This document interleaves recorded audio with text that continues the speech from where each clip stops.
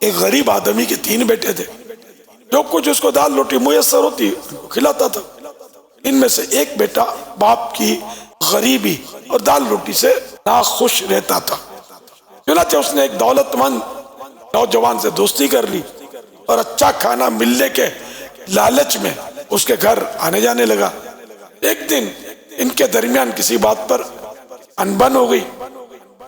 مالدار دوست نے اپنی امیری کے گھمنڈ میں اسے خوب مارا پیٹا اور اس کے دانت توڑ ڈالے۔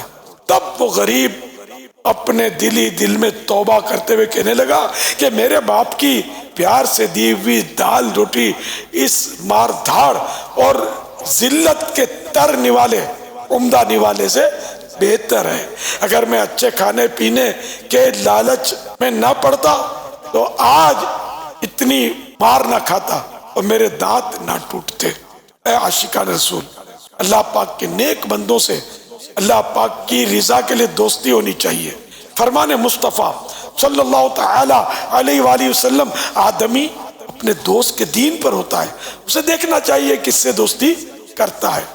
مفتی احمد یار خان رحمت اللہ تعالی علیہ اس حدیث پاک کے تحت فرماتے ہیں، کسی سے دوستانہ کرنے سے پہلے، فرینڈشپ کرنے سے پہلے جانچ لو، یعنی یہ دیکھ لو کہ اللہ رسول عز و جل و صلی اللہ تعالی علیہ وآلہ وسلم کا مطیع یعنی فرما بردار ہے یا نہیں۔ صوفیہ فرماتے ہیں انسانی طبیعت میں اخذ یعنی لے لینے کی خاصیت ہوتی ہے۔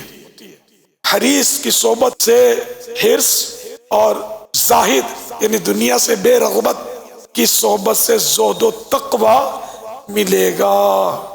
صلو علی الحبیب صلی اللہ تعالی علی محمد۔